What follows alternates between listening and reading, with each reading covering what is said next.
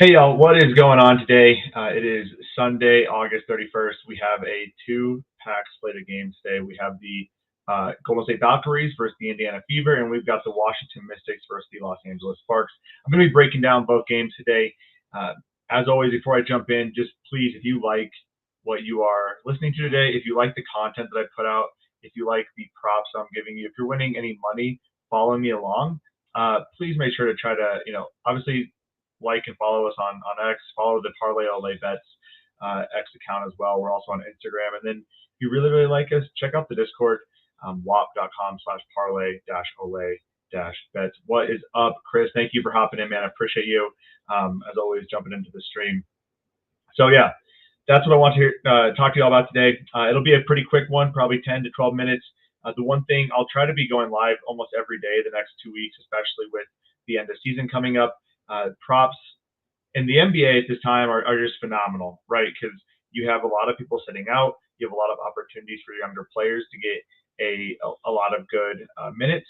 In the WNBA, it's a little bit different. We're not getting as many prop lines, so you're really looking at some unders on some of these players and being more just cautious about what you take given certain matchups. So I'll try to break that down every single day as well.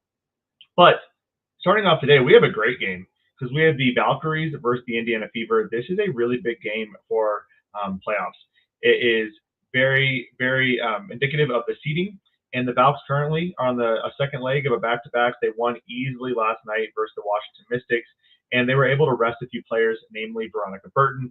But getting that win here, if they beat the Fever, that will really help them in terms of standings. They're all about a game apart between the 6, 7, and 8 seed, and the Valks already own the tiebreaker. So having that is helpful. Getting a win here will be huge, and they're going to be playing in Valhalla in Golden State. So always a very difficult place to play.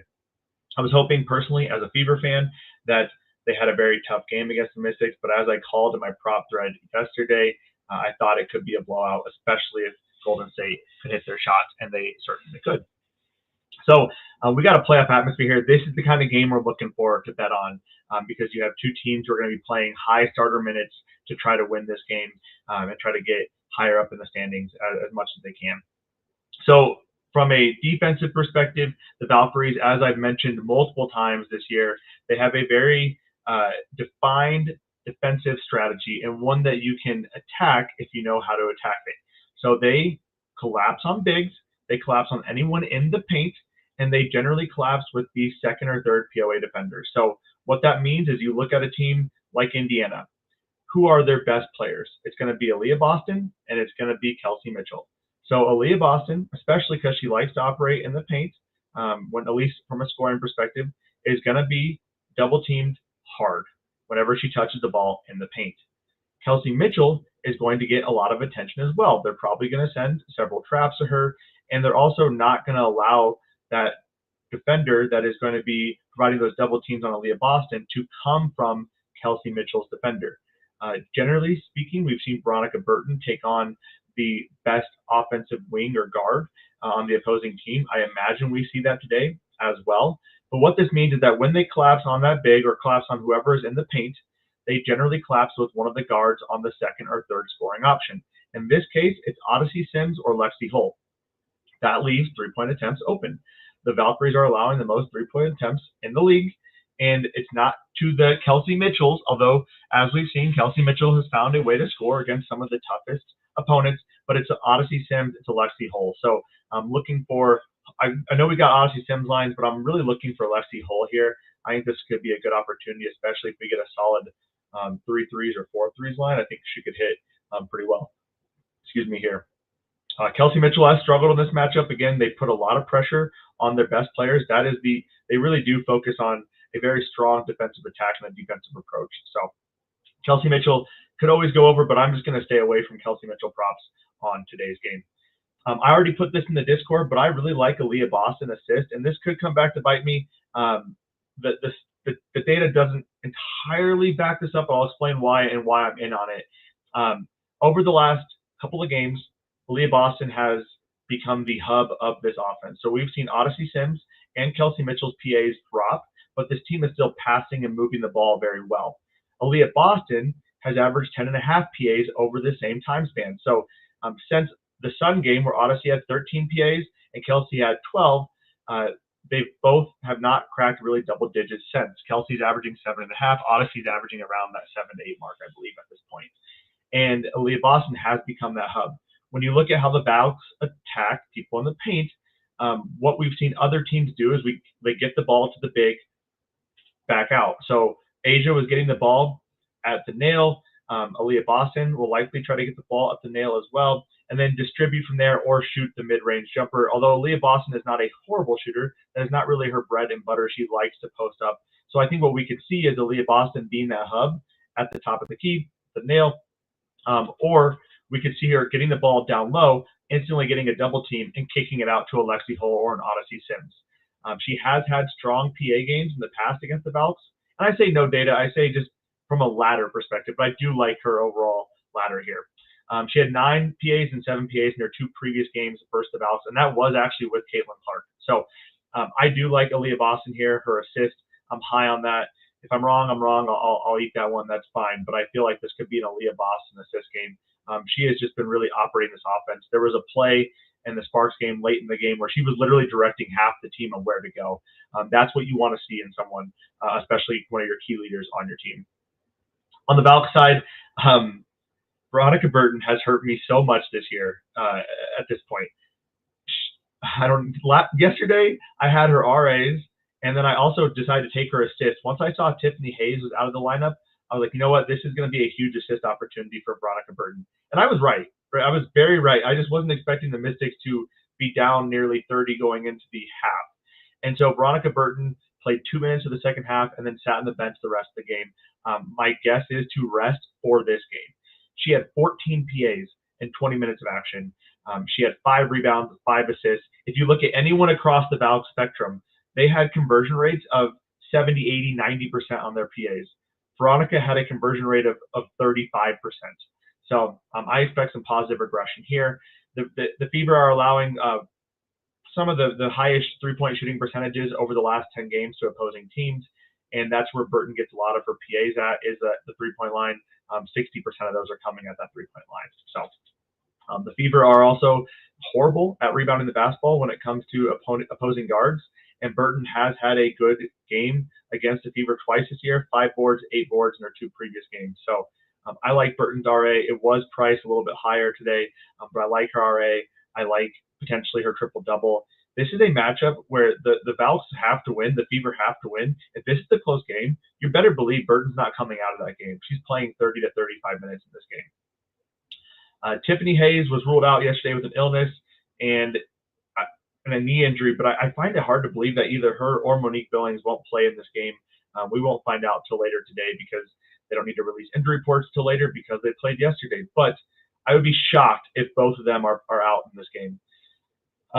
But again, I think Burton's kind of the key play here. Kate Martin is a sleeper pick on DFS as well. She has her minutes kind of vary all over the place, but over the last 5 games, in 4 of those, she's gone 17+ minutes. Unlike at Iowa, she is not afraid to shoot the ball ever. And she's also played 17+ minutes, or 19+ minutes actually, in the 2 games against the Fever. So that is a nice little sleeper option on DFS, a little bit cheaper of a DFS option if you would like. But really, this is going to be a tough matchup. I think there are some really exploitable lines here, just given the fact that minutes are going to be high for the starters, and we know how these 2 teams are going to play against each other. So I like AB, like Lexi, Veronica here in this game, and then potentially Kate in a DFS sleeper option. As far as the Mystics versus the Sparks, the Mystics were eliminated yesterday from playoff contention, and so that creates a lot of different situations. Generally speaking, when a team is eliminated, you see the younger players get a lot more playing time. You see the older vets kind of reduce in playing time. It'll be interesting to see how they approach this, especially those rookies in the WNBA can be a little bit different because they basically went from one season right into another season. So you look at Citrone or Kiki, who have been 2 of the stars for the Mystics this year. We could see a slight minute reduction simply because they've been playing basically nonstop for 12 months at this point, or 10, 11 months. So you always get worried about that. I think more specifically, Shakira Austin is probably going to be seeing reduced minutes. She only saw 15 minutes yesterday.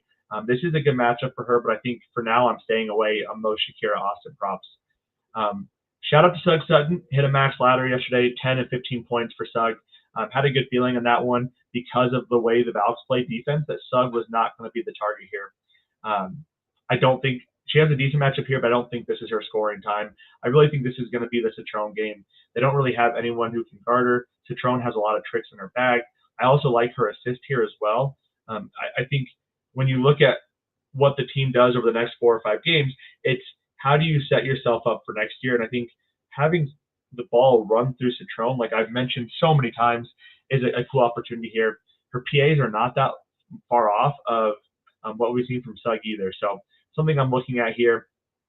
Derica Hamby has absolutely crushed here, and I want to speak quickly on the Sparks. They have to win this game. They are basically in must-win situations the whole way out, and they're hoping for a little bit of luck from the Fever, Storm, and Valks. But they are in a must-win situation here. So if they are close, their starters are going to play a lot of minutes here. Hamby is a good matchup here. 26, 24, 26. Those are her last 3 games of points versus the Mystics. The Mystics like to trap the ball handler up high. They like to have one-on-one matchups for their bigs down low, and especially that pick and roll woman on that trap has a lot of opportunities to get downhill. So I do like the Erica Hamby here. This is a good opportunity for her. This is also a good opportunity for Cameron Brink, but we haven't seen her get the shots she needs. She's averaging 4.3 shots per game, which is not what you want to see when trying to bet on her. I do like it, though. If the Sparks get eliminated from playoff contention, I imagine we see Brink in that 25 to 30-minute range, just giving her more run time for the end of the season and ultimately running the ball through her, hopefully. That is really how this offense should be set up long-term, is having Brink be a key integral part of that and not getting just those 4.3 shots per game. The last thing is the Mystics defense has been pretty bad, so there's a lot of opportunity here for scoring across the board. Rakia is coming into this game questionable, but she did come up hobbling a few times in the game versus the Fever.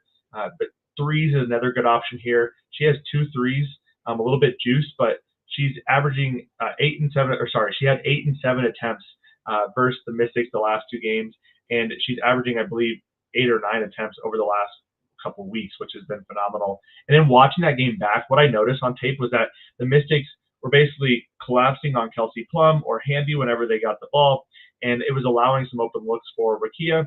It also was the handoff game from Hamby to Rakia. So Hamby was setting a pick, doing the handoff, and the Mystics just could not get over top of that, which allowed Rakia some open looks here as well.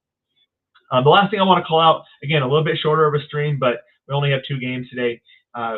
Julie Alamond has had 16, 17, and 15 PA performances versus the Mystics. But last game, she played just 23 minutes. They opted for Julie Van Loo. Neither of them are strong defenders, so I'm not really sure what the purpose of that was. I'm concerned about the minutes, so I'm probably staying away. But if you want to be risky, that could be a line you can target if we get an assist line. So, and Michael, sorry if I missed it, but end of back-to-back and the Mystics eliminated. Do you think this feels like a rest spot for Shakira? Yeah, I think it's either going to be a low minutes or a rest spot. I think if you're playing Shakira, you should be probably playing the under. Kiki has a good matchup here, as does any big against the Sparks, but you get concerned about that rotation of bigs. But yeah, I think we either see Shakira rest or we see Shakira not, or Shakira play 15 to 18 minutes max. I also mentioned this in my prop thread that I'm going to be posting later, but Emily Engstler, I think, is an opportunity for a cheap DFS option. She's probably going to start getting that 18 to 20 minute range at least. Yeah, so that's kind of what I'm looking at for the games today. Best points or assist prop for the Sparks game. Shout out to y'all for putting some comments here. That makes this honestly a lot more enjoyable from my perspective. I enjoy doing this, but it's really fun to be able to interact with y'all. So very much appreciate that. My favorite points is Citrone and Hamby. That's who I have money on. Assist-wise, I think if you're playing assist, you're playing a very risky game here. I do feel like, personally, and this is, I'm going to admit, I've been biased. I do believe that Citrone should be running the ball more on this offense. I think Citrone has an opportunity here, given her low assist lines. You can catch a 2.5 or a -150 on Bet365. That one is a safe play. I took her ladder. I'm a little scared because I've been burnt a couple times here, but she's had some strong PA games against the Sparks in the past. I think 10-9 in her first 2 games. She's averaging 8 PAs per game the last 4 games. This is a good opportunity for her. And I also really like when you have scorers. Sometimes what happens in that first half is they can get downhill, they score pretty well, and then the defense adjusts and tries to stop, obviously, that score, which allows for more passing opportunities. So I'm on Citrone. I'm willing to have my heart broken here. I don't like Kelsey Plum in this game for assist. Her PAs have been so down, and if it's Julie Allemand or Julie Van Loo, either one is going to be handling that ball and taking away some of those assist opportunities. The Sparks just scare me because I don't know the minutes of Julie Allemand, and we're not getting assist lines for them. So hopefully that answers your question, Yves. That's kind of where I'm at, though, with points and assists, and then Rakia threes. Yeah, thank you, Chris. That Sugg play saved my day yesterday. Yesterday was one of the more brutal days I've had betting. I didn't lose a ton of units. I think we're down maybe 2 units from yesterday, but it could have been so much more. I think we got hooked on 3 or 4 plays and some really good looks. We had a Courtney 8-8, Veronica 8-8, and Courtney gets 8 rebounds and has 14 PAs and converts 4 of them. Courtney converts on average 50% of her PAs, around that number. So you have to figure in that 6 to 7 to 8 range. That's not even asking for like a great day. That's asking for just a normal day from Courtney. Everyone else could score on anyone else's assist, but not Courtney. And you get 8-8 there. You get Burton at 5-5 going into half, but it's such a blowout. They just don't play her. Maybe I should have read that better, but that was tough. That really hurt me. Seeing Skylar get hooked, seeing AT get hooked, seeing Natasha Cloud have 4 assists in the first half and none in the second. Man, what a brutal day yesterday. But Sugg saved us. Shout out to Sugg Sutton. Yeah, Yves, I talked about this a little bit. I think Citrone's minutes are at least secured above that 25-minute mark. And we'll certainly see. This will be the first game back, and we will adjust after we see how they play them today. They don't really have a lot of guards. So J.C. Sheldon has been ruled out the last couple weeks since playing only a few minutes in their first 2 games. They don't have a lot of guards. They have Jade Melbourne and they have Lucy Olson. And I think if anyone's getting their minutes reduced in this situation, it's probably going to be Sugg and or Jade. And I think you're going to see more Lucy. And so I actually mentioned this as well, that Lucy is a sneaky play in DFS. She's at $3,100 right now. And Lucy she got 20 minutes last game. She's not afraid to shoot the ball. I think she had 12 shot attempts and 7 PAs. I'm also an Iowa fan, so I always like Lucy Olson in general. But I think Citrone is going to be locked in at least at that 25-minute mark, guaranteed, mostly because they don't have any depth, and she is a rookie. They need to see her play out the rest of the season, get her some more time with her teammates. So I do think her minutes are secured at that 25-minute mark, but we will certainly find out after today. The next week and a half is going to be a lot of adjustments as we see how these coaches are going to adjust their lineups. And I'll mention that in tomorrow's breakdown as well with the Lynx, because I think the Lynx are going to be a really profitable and tough team to cap going forward. But yeah, thank you for the question there. 25 minutes is what I'm looking at. If you're looking at DFS, I really like Lucy. I'm probably off of Sugg for the rest of the season, unless we see her just start getting ridiculous 34, 35-minute type stuff. Valks +4, you have to be concerned on the Valks +4 playing against the Fever after having a back-to-back. I think if you see Tiffany Hayes and Monique Billings get ruled in, I feel a lot more comfortable with the Valks +4. They have beaten the Fever. They've shown they have the ability to do that, obviously, both games. I'm personally staying away from Valks Fever spread today because the Fever are playing with a lot of confidence right now, and the Valks are coming off the back-to-back. I think it's appropriately priced, but again, playing the Valhalla, if I were to take one, I would take the Valkyries +4. I'm just going to stay away from the spread today. I don't want that pain in my life. And if you were to put 2 units on a prop today, what prop would you send? I want to be very cautious here. I think unit management is incredibly important, as you all hopefully know. I try not to give out a play of the day because I don't want people going full send on one play. And I've done the analysis on my what I consider to be my favorite play versus my other couple of straights, and I hit almost the exact same rate on my favorites versus my regular plays, right, that I still really like. And I don't play a play unless I really like it. I am a higher volume better on the W because I watch every single game. I spend 6 to 7 hours a day on the W, if not more, depending on the day. I've been working on it since 6 a.m. this morning just for today and tomorrow's slate. So I feel like I play more volume than normal better on W, but I am very integrated into what's going on. So I give all that background to say, if I'm looking at my bets for today, what do I like the most? And let me actually pull up what I have for today out to the Discord.